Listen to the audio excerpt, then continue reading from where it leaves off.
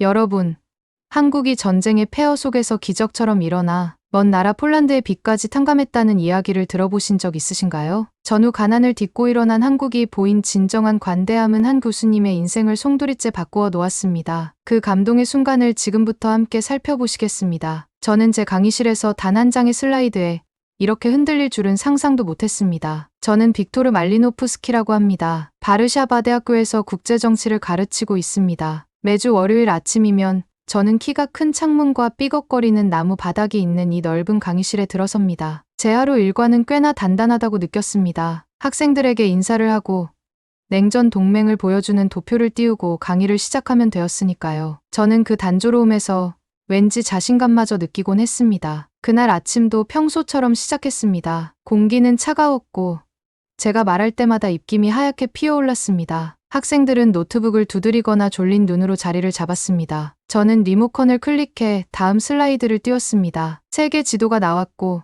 색색의 선들이 빽빽이 표시되어 있었습니다. 저는 붉은색 굵은 선이 가리키는 철의 장막을 짚으며 말했습니다. 여기 보이시죠?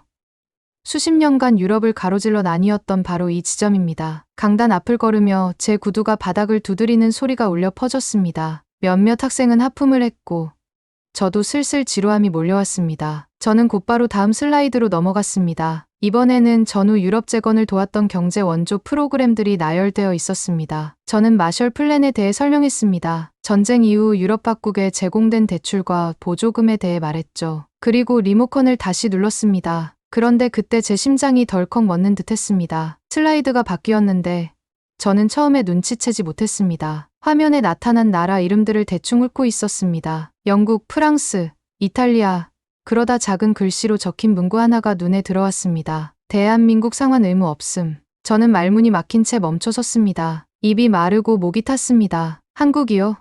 저는 눈을 깜박이며 화면을 바라보았습니다. 이게 도대체 무슨 일인가 싶었습니다. 시간이 느리게 흘렀습니다. 학생들은 웅성거리기 시작했고 저는 목소리를 가다듬으려 애썼습니다.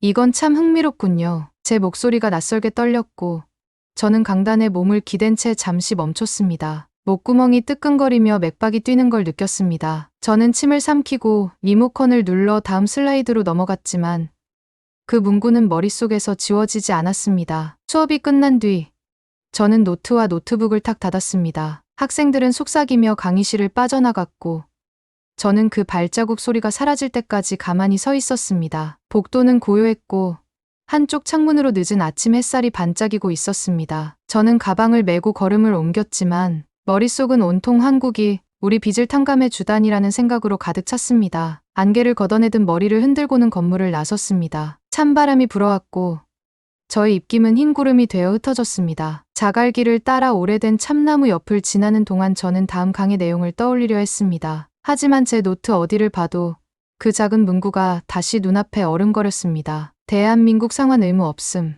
어떻게 한 나라가 이렇게도 관대할 수 있단 말인가요? 저는 한국을 늘 복잡한 역사로만 생각했지 관대함이라는 단어는 결코 떠올리지 못했습니다. 대학교 정문에 도착했을 때 제 호기심은 결심으로 바뀌어 있었습니다. 저는 발걸음을 멈추고 다시 강의실이 있는 건물을 바라보았습니다. 창문은 햇빛에 반짝였지만 그 안은 예전과 같지 않게 느껴졌습니다. 저는 평소처럼 집으로 향하기보다는 새로운 길을 택하려 했습니다. 제 걸음은 쏜살같이 와인딩 도로를 따라 이어졌고 집에 돌아오자 가방을 내려놓고 바로 책상 앞에 앉았습니다. 빈 공책을 꺼내놓고 저는 펜을 잡았습니다. 왜 한국은 우리 빚을 탕감해 주었을까? 저는 질문과 가능성을 빠르게 써 내려갔습니다. 흥분으로 단어마다 밑줄을 그었습니다. 답을 찾을 방법은 아직 모르지만 저는 준비가 되어 있었습니다. 제 강의 슬라이드 위의 지도가 더 이상 제 세계를 설명해 주지 못함을 깨달았습니다. 새로운 여정이 저를 부르고 있었습니다. 그 여정은 저를 지도 너머로 한국의 놀라운 선택 한가운데로 이끌 것이고 저는 결코 그 나라를 예전처럼 보지 못할 것입니다. 다음 날 아침 저는 설렘과 긴장이 뒤섞인 기분으로 눈을 뜨고 일어났습니다. 작은 바르샤바 아파트 커튼 사이로 햇살이 살며시 스며들고 있었습니다. 제 머릿속에는 여전히 그 작은 문구가 맴돌고 있었습니다. 대한민국 상환 의무 없음. 저는 고개를 저으며 침대에서 몸을 일으켰습니다. 오늘은 반드시 진실을 찾아 나서야겠다고 다짐했습니다. 대학교 카페에서 동료 조피아 노박 교수님을 만났습니다. 그녀는 이미 짙은 에스프레소를 홀짝이며 자리하고 있었습니다. 김이 모락모락 피어오르는 커피 잔이 마치 물음표처럼 보였습니다. 저를 보자마자 그녀는 씩씩하게 웃으며 한마디 던졌습니다. 유령이라도 보신 것 같아요. 하지만 저는 그녀의 호기심, 어린 눈빛을 느낄 수 있었습니다. 아마도 봤을 거예요. 저는 농담처럼 말하며 인쇄해온 이메일을 탁자 위로 밀어 놓았습니다. 학과 자료실에서 1978년 대출 관련 문서를 찾았어요. 한국이 1978년에 미화 400만 달러를 빌려주고 1991년에 전액 탕감했다는 기록입니다. 제 목소리가 떨렸습니다. 조피아 교수님은 눈썹을 치켜올리며 되물으셨습니다. 400만 달러요? 적지 않은 액수인데요. 그녀가 커피를 천천히 음미했습니다. 이게 정말 사실인지 확신해요? 저는 고개를 끄덕이며 슬라이드 사본을 건넸습니다. 무게감 있는 문서를 손에 든 그녀는 잠시 말없이 살펴보았습니다. 카페의 소음이 마치 멀어지는 듯했습니다. 외교부 기록보관소에 가봐야겠어요. 조피아 교수님이 갑자기 제안하셨습니다. 거기엔 옛 외교 문서들이 보관되어 있거든요. 원본을 직접 확인해보는 게 좋을 것 같아요. 제 심장이 두근거리기 시작했습니다. 우리는 재빨리 재킷을 챙겨 입고 선선한 아침 공기 속으로 나섰습니다. 하늘은 연한 파란색이었고 바람은 나뭇가지만 살랑거리게 흔들고 있었습니다. 석조로 지어진 기록보관소 건물이 눈앞에 나타났습니다. 어둑한 창문이 달린 묵직한 구조물에 저도 모르게 소름이 돋았습니다. 조피아 교수님이 초인종을 누르자 근엄한 표정의 경비원이 무거운 문을 열어주었습니다. 내부는 오래된 종이 냄새와 먼지 냄새가 뒤섞여 있었습니다. 금속 선반이 어둠 속으로 쭉 이어진 모습은 마치 또 다른 세계에 들어온 것 같았습니다. 친절한 기록보관소 직원인 코발스키 씨가 저희를 안내했습니다. 경제협력 1975만 1985라고 적힌 좁은 통로로 인도된 후 그는 커다란 상자 하나를 꺼냈습니다. 뚜껑을 여는 순간 먼지 구름이 피어올랐습니다. 조피아 교수님과 저는 긴장된 눈빛을 교환했습니다. 그는 연도와 나라 이름이 찍힌 폴더를 하나씩 꺼냈습니다. 제가 대한민국이라고 적힌 폴더를 발견했을 때는 숨이 멎는 줄 알았습니다. 떨리는 손으로 폴더를 집어들고 속을 살펴보니 타이핑된 문서들과 공식 도장, 서명이 가득했습니다. 첫 문서는 1978년 12월에 체결된 대출 계약서였습니다. 제 심장은 귀에서 맥박 소리가 들릴 정도로 쿵쿵 뛰었습니다. 문서를 넘기다 드디어 1991년 3월자 항목을 찾았습니다. 문서 상단에는 상환 결정 면제라고 선명하게 적혀 있었습니다. 저는 그 말을 믿을 수 없어 눈을 깜박였습니다. 어떤 숨은 조건도 정치적 단서도 없었습니다. 오직 상환 의무 없음이라는 분명한 선언만이 적혀 있었습니다. 조피아 교수님이 숨을 헐떡이며 웃음을 터뜨리셨습니다. 진짜였네요. 그녀가 속삭였습니다. 저는 눈을 감고 선반에 기대었습니다. 놀라움과 감사, 경이로움 같은 감정이 저를 온몸으로 몰아쳤습니다. 한때 가난했던 나라가 다른 나라를 도와준 뒤 이제는 관대함으로 그 빚을 되갚은 셈이었습니다. 저희는 코발스키 씨께 감사 인사를 전한 뒤 문서를 조심스레 제자리에 돌려놓았습니다. 기록보관소를 나서니 오후 햇살이 얼굴을 따뜻하게 비추고 있었습니다. 회의감은 온데간데 없고 저희 가슴 속에는 오직 호기심만이 남아 있었습니다. 왜 한국은 이런 선택을 했을까?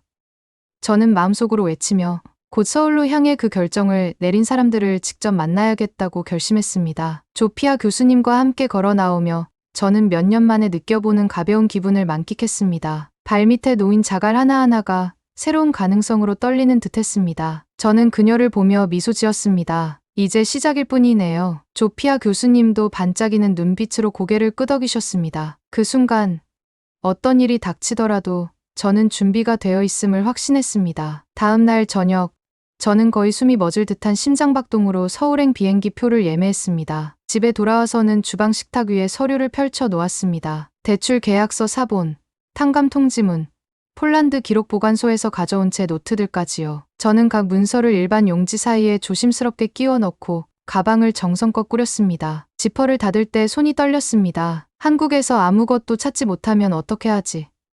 틀린 건 아닐까? 하는 의문이 머릿속을 맴돌았습니다. 다음 날 아침, 아직 해가 뜨기 전 바르샤바 쇼팽 공항에 도착했습니다. 터미널은 조용했고 차가운 형광등 불빛만이 은은하게 비추고 있었습니다. 저는 탑승권을 꼭 쥐고 보안 검색대를 지나쳤습니다. 손바닥에 땀이 차서 계속 바지에 문질렀습니다. 탑승구에 도착하니 혼자 앉아 활주로를 바라보고 있었습니다. 창밖으로 보이는 비행기는 거대했고 여명 속에는 엔진도 숨죽이고 있는 듯했습니다. 승무원이 제 줄을 부르자 일어서서 제트 브리지를 따라 걸었습니다. 한 걸음 한 걸음이 무겁게 느껴졌습니다. 비행기에 올라 자리에 앉자 안전벨트를 단단히 매고 타원형 창문 밖을 바라보았습니다. 비행기는 활주로를 달려 곧 하늘로 솟구쳤습니다. 아래 도시의 모습은 회색 지붕과 서리가 맺힌 나무들이 얼기설기 얽힌 패치워크처럼 보였습니다. 저는 눈을 감고 서울에서 진실을 밝혀낼 순간을 상상했습니다. 제 속은 새 장에 갇힌 새처럼 요동쳤습니다. 시간이 흐르자 객실 조명이 어두워졌고 저는 앞 화면으로 영화 한 편을 틀어보았습니다. 하지만 집중이 되지 않았습니다. 머릿속으로 일정표를 되뇌었습니다. 먼저 외교부 기록보관소를 찾고 거기서 비밀 문서를 알고 있는 기록관리자를 만나고 마지막으로 한국이 빚을 탕감하기로 결정한 이유를 설명한 회의록을 읽겠다고 다짐했습니다. 자정이 조금 지난 시각 우리는 인천공항에 착륙했습니다. 저는 차가운 밤 공기를 마시며 발걸음을 옮겼습니다. 서울의 네온사인이 멀리서 반짝이는 별들처럼 느껴졌습니다. 어디를 봐도 사람들이 분주히 움직였고 낯선 언어가 공기를 가르고 있었습니다. 도착, 출입국 심사, 수화물 찾기라는 표지판을 따라갔습니다. 제대로 해석했기를 바랐습니다. 수화물이 컨베이어 벨트 위에 모습을 드러냈을 때 다리가 후들거렸습니다. 밖으로 나오자 택시 승강장이 있었습니다. 불빛 아래 차들이 엔진 소리를 낮춰 우문거리고 있었습니다. 저는 뒷좌석에 올라타 작은 호텔 주소를 기사님께 보여드렸습니다. 한강 근처의 조용한 곳이었습니다. 창밖으로는 우뚝 선 고층 건물,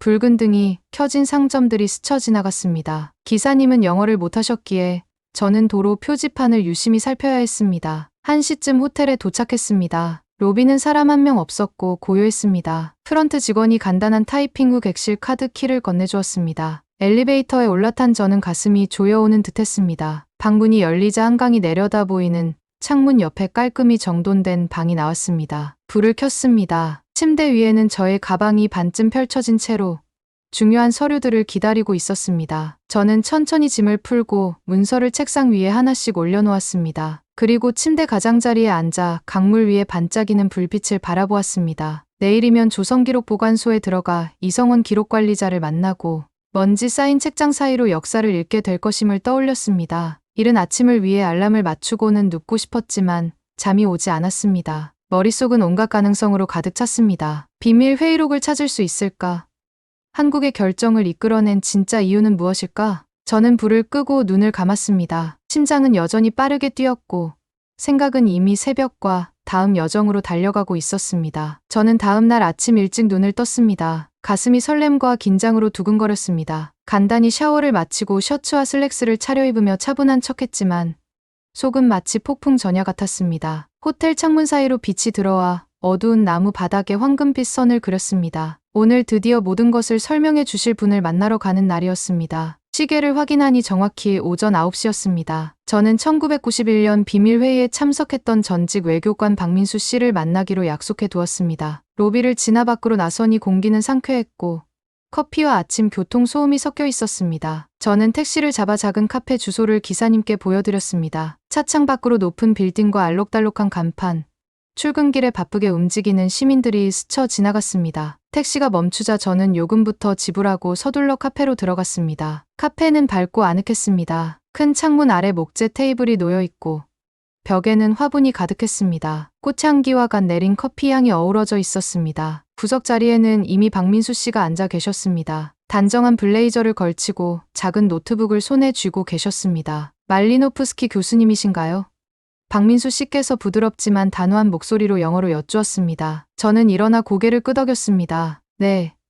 박민수 씨 맞습니다. 시간을 내주셔서 감사합니다. 그분은 친절하게 미소 지으며 맞은편 의자를 가리켰습니다. 저는 손바닥에 땀이 맺힌 채로 의자에 앉았습니다. 박민수 씨는 노트북을 탁자 위에 올리고 두 손을 깍지 낀 채 저를 바라보셨습니다. 그 눈빛에는 오랜 세월 쌓인 진중함이 배어 있었습니다. 저는 깊이 숨을 들이마셨습니다. 박민수 씨, 제가 대출 계약서와 탕감 통지문을 모두 찾았습니다. 기록이 사실이라는 것도 확인했습니다. 하지만 왜 한국이 상환을 요청하지 않기로 결정했는지 이해하고 싶습니다. 제 목소리는 낮았지만 간절했습니다. 박민수 씨는 천천히 고개를 끄덕였습니다. 카페 안을 둘러보시더니 목소리를 낮춰 속삭이듯 말씀하셨습니다. 한국 전쟁 이후 우리는 세계에서 가장 가난한 나라 중 하나였습니다. 마을은 파괴되었고 국민은 굶주렸습니다. 우리는 오직 여러 나라의 도움으로 재건할 수 있었습니다. 미국, 영국, 독일 모두 대출과 원조를 제공해 주었습니다. 그분은 잠시 멈추셨다가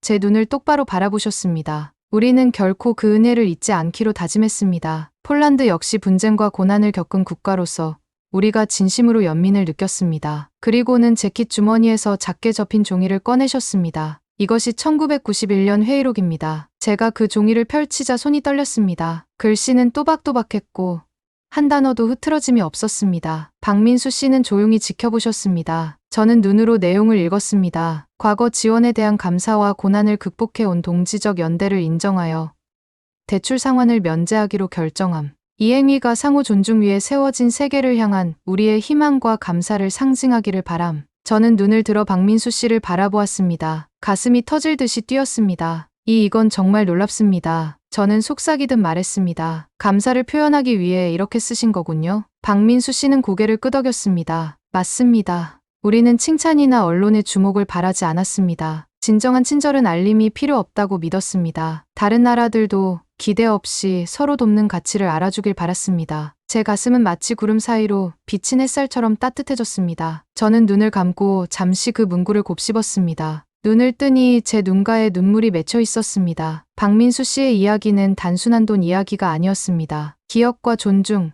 그리고 인류애에 관한 이야기였습니다. 저는 조심스레 회의록을 접어 노트 속에 넣었습니다. 감사합니다. 제 목소리는 감동으로 떨렸습니다. 이 내용을 공유할 수 있도록 해주셔서 진심으로 감사합니다. 박민수 씨는 고개를 숙여 작은 인사를 건네셨습니다. 이해해 주셔서 기쁩니다. 이 이야기를 세상에 알려주세요. 관대함이 어떤 변화를 가져오는지 보여주시길 바랍니다. 제가 일어서자 카페 안 풍경이 다시 살아났습니다. 에스프레소 기계의 긴 모락거림, 잔 부딪히는 소리, 가벼운 대화 소리들이 제 귓가에 들려왔습니다. 하지만 제 안은 고요했습니다. 저는 진실을 찾았고 그 진실은 제가 가르쳤던 어떤 역사 강의보다도 강렬했습니다. 저는 밝은 서울 아침으로 걸어 나가며 이 이야기를 세상에 전할 준비가 되어 있음을 느꼈습니다. 저녁에 호텔 방으로 돌아오니 피곤함과 전율이 동시에 몰려왔습니다. 해는 이미 저물었고 창밖으로는 서울의 도시 불빛이 반짝이고 있었습니다. 저는 책상 위에 서류를 펼쳐 놓았습니다. 원본 대출 계약서,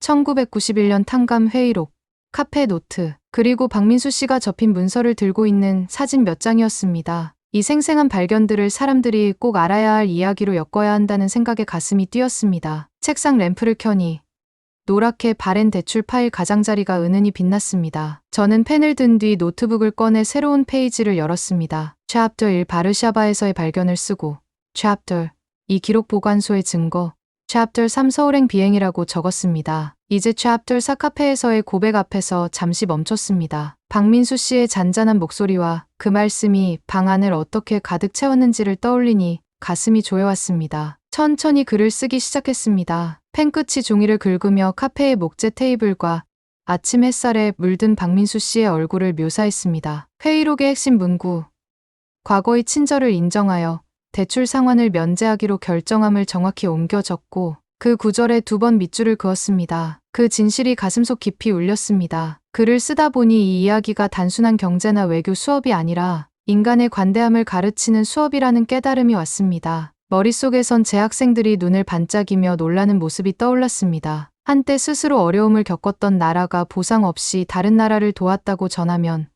그들의 놀라움이 감탄으로 그리고 영감으로 이어질 것이 분명했습니다. 문장마다 설렘이 차올랐습니다. 저는 다음 강의를 어떻게 시작할지 구상했습니다. 유럽 지도나 조약 연대표 대신 이 친절의 행위로 문을 여는 방법을 생각했습니다. 수업 아이디어도 적었습니다. 현대의 자발적 관대함 사례를 토론하고 학생들이 직접 작은 친절을 실천해보는 프로젝트, 그리고 보상을 바라지 않았던 누군가의 도움을 떠올려 에세이를 쓰게 하는 과제 등입니다. 한밤중이 되어 배가 고팠지만 거의 신경 쓰이지 않았습니다. 자정 무렵 물잔을 들고 한강 위에 반짝이는 가로등 불빛을 바라보았습니다. 전후 폴란드도 다른 나라들의 도움으로 재건되었고 그 도움은 우리 역사를 바꿨습니다. 제 나라와 한국의 이야기가 마치 보이지 않는 실로 이어진 듯한 기분이 들었습니다. 다시 노트북 앞에 앉아 Chapter 5 이야기 전하기라는 제목을 적었습니다. 결석한 학생들을 위해 짧은 동영상 강의를 준비할 계획을 썼습니다. 대출 문서와 탕감 문구를 빨간색으로 강조한 슬라이드를 보여주고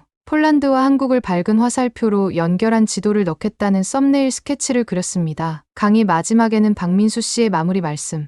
이 행위가 상호 존중 위에 세워진 세계를 향한 우리의 희망과 감사를 상징하기를 바랍니다를 인용하기로 했습니다. 메모와 스케치, 밑줄 친 구절들로 노트북 페이지가 가득 찼을 때 저는 의자에 기대어 숨을 내쉬었습니다. 회의론자로 시작했던 제가 이제는 이 이야기를 전파할 옹호자가 되어 있었습니다. 노트북을 덮고 서류를 폴더에 조심스럽게 정리했습니다. 내일이면 단순한 사실이 아니라 희망의 메시지를 안고 바르샤바로 돌아갈 것입니다. 펜 끝으로 책상을 두드리며 이 이야기를 듣게 될 학생들의 얼굴을 떠올렸습니다. 미소가 저절로 번졌습니다. 램프를 끄며 마음속으로 마지막 문장을 다짐했습니다. 친절에 친절로 보답할 때 우리는 다른 이들이 따를 길을 밝힙니다. 그 생각을 안고 침대에 누웠습니다. 마침내 마음이 차분해졌고 귀국을 향한 여정을 준비한 채 깊은 잠에 빠져들었습니다. 저는 바르샤바 대학교 강의실에 다시 들어서는 순간 가슴이 묘하게 뛰는 것을 느꼈습니다. 긴장감과 설렘이 뒤섞여 있었죠. 오래된 교실은 그대로였습니다. 목재 책상이 가지런히 줄지어 있고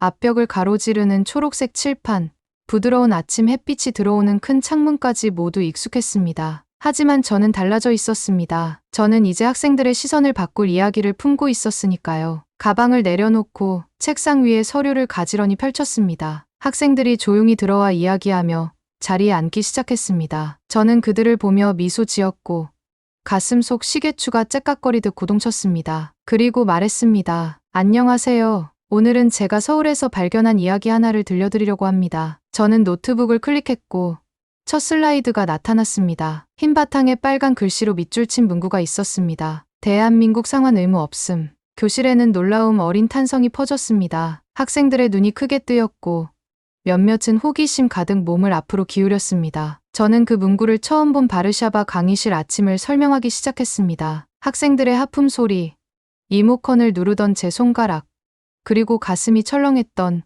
그 순간을 생생하게 그려 보였습니다. 학생들의 얼굴이 당황해서 흥미로, 다시 호기심으로 바뀌는 것을 느꼈습니다. 이어서 먼지 쌓인 폴란드 기록보관소 사진, 금속 선반, 대한민국이라고 찍힌 폴더 사진을 보여주었습니다. 1978년 대출 계약서와 1991년 상환 면제 통지를 발견했을 때의 떨림을 이야기했습니다. 한 학생이 손을 번쩍 들며 물었습니다. 교수님, 왜 그런 결정을 했을까요? 저는 타이밍을 맞춰 다음 슬라이드를 클릭했습니다. 서울의 아늑한 카페 사진과 박민수 씨의 온화한 미소가 화면에 떴습니다. 저는 박민수 씨의 설명을 전했습니다. 우리는 한때 가난했습니다. 다른 나라들의 도움으로 일어섰기에 폴란드를 돕고 싶었습니다. 저는 잠시 말을 멈췄습니다. 학생들의 눈빛에 희망이 어렸습니다. 그들도 그 친절의 무게를 느끼는 듯 보였습니다. 그리고 물었습니다. 여러분은 누군가가 아무 대가 없이 도와준다면 어떤 기분일 것 같나요? 몇몇 학생이 서로 이야기하며 고개를 끄덕였습니다. 저는 격려했습니다. 옆 사람에게 돌아보시고 예상치 못한 친절을 받았던 경험 하나를 나눠보세요. 교실은 작은 목소리로 가득 찼습니다. 친구가 점심을 나눠준 일, 낯선 이가 잃어버린 휴대폰을 돌려준 일, 부모님이 야근하며 학비를 마련해 주신 이야기 등 크고 작은 친절들이 이어졌습니다. 그들의 얼굴이 반짝였고 저는 이 수업이 진정한 시작에 들어섰음을 깨달았습니다. 학생들이 자리로 돌아가자 저는 말했습니다. 친절은 대가 없이 주어질 때 사람을 변화시킵니다. 우리도 더 나은 사람이 되도록 영감을 주죠. 그리고 마지막 슬라이드를 보여주었습니다. 친절에 친절로 보답하라. 그 아래에는 석양에 빛나는 한강 사진이 놓여 있었습니다. 저는 물었습니다. 오늘 우리 삶에서 친절에 보답하기 위해 무엇을 할 수 있을까요? 손이 다시 번쩍 올라왔고 학생들은 자원봉사, 동료하고 돕기, 이웃에게 감사 편지 쓰기 등 다양한 아이디어를 제안했습니다. 종이 울리자 저는 서류를 모았지만 교실에 남은 에너지는 쉽게 사라지지 않았습니다. 학생들은 떠나며 서로 도울 계획을 이야기했고 저는 문간에 서서 그들을 바라보았습니다. 자부심이 벅차 올랐습니다. 제가 한 일이 아니라 그들이 이어갈 일이 자랑스러웠습니다. 나중에 짐을 싸며 올 한 해를 되돌아보았습니다. 평범한 강의, 먼지 낀 기록 보관소, 자정의 비행기, 조용한 카페의 고백, 그리고 지금 이 활기찬 교실까지. 저는 이 여정이 단순한 역사나 정치 이야기가 아님을 알게 되었습니다. 마음과 선택이 파문처럼 퍼져나가는 이야기였던 것입니다. 강의실 옆 오래된 참나무 아래에 다다랐을 때 저는 잠시 발걸음을 멈추고 나무 껍질에 손을 댔습니다. 가지가 넓게 뻗어 그늘과 쉼을 제공하는 듯했습니다. 저는 속삭였습니다. 감사합니다. 한국, 평생 나누고 싶은 교훈을 가르쳐 주셔서. 그 순간 저는 알았습니다. 이 이야기는 제 강의실을 넘어 친절에 친절로 보답할 모든 이들의 가슴 속에 전해질 것이라는 것을요. 오늘 제가 들려드린 이야기는 어떠셨나요? 한국이 한때 도움을 받았기에 이웃 국가의 빚까지 기꺼이 탕감한 그 따뜻한 결단은 정말 가슴 뭉클하지 않았습니까?